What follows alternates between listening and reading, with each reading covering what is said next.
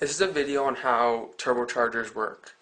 Turbochargers are used on high performance vehicles, large diesels, and they're used to give boost, extra power, and even fuel efficiency to the engine. On this picture, you can see this is the intake side. That's what we're going to be talking about right now. How it works is that it's connected to the exhaust turbine on the other side. It comes through here, has bearings that oil goes through, and spins very fast, about 150 RPM or 150,000 RPM when it's working. And it takes in air here, and it spins it around, comes out here, at high pressure for an engine at least, into the intake manifold.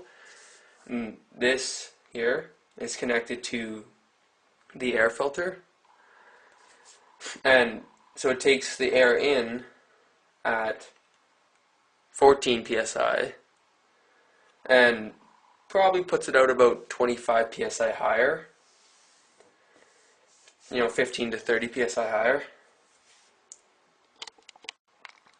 After the air is taken out of the intake side, which is the black part here, because when air is compressed, it gives off heat.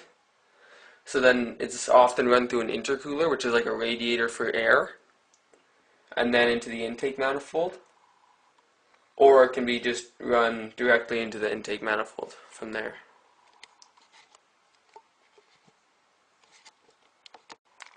The side in front here is the exhaust side of the turbine, where in these holes, the exhaust from the engine, coming out at probably 40 to 50 psi, comes around here and comes out those blades. This is connected to the exhaust manifold of the engine, and this is connected to the rest of the exhaust pipe and the muffler.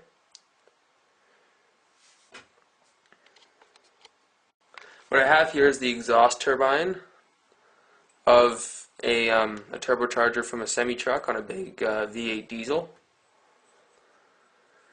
And this is connected to the compressor. It's broken off, but it was connected to the compressor. And the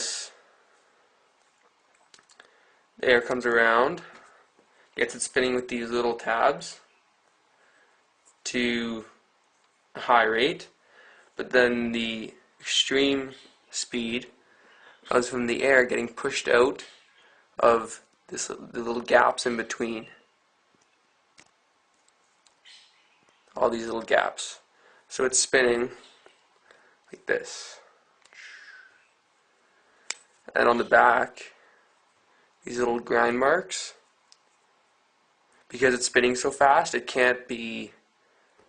has to be balanced perfectly, or else it'll blow up and cause all kinds of damage.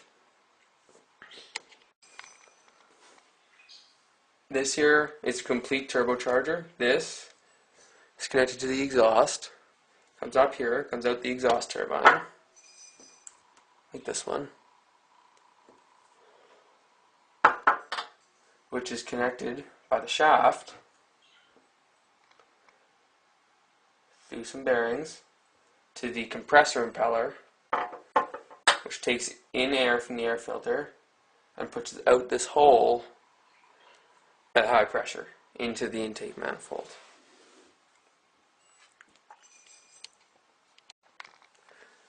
As you can see, this turbo has what's called a wastegate, and it's so that when the turbocharger is spooling, which means spinning, if it generates too much pressure for the engine, and the computer in your engine is designed to let out the wastegate at a certain pressure, open it to release some pressure so it doesn't harm your engine.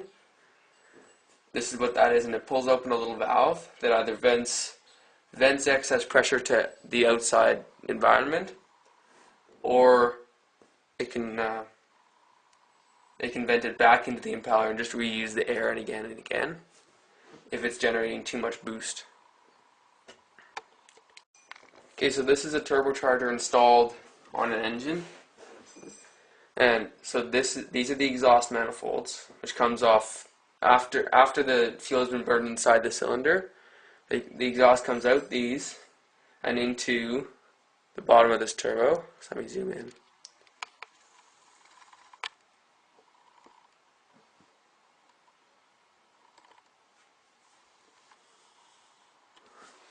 But you can see it there. And the exhaust comes out this side.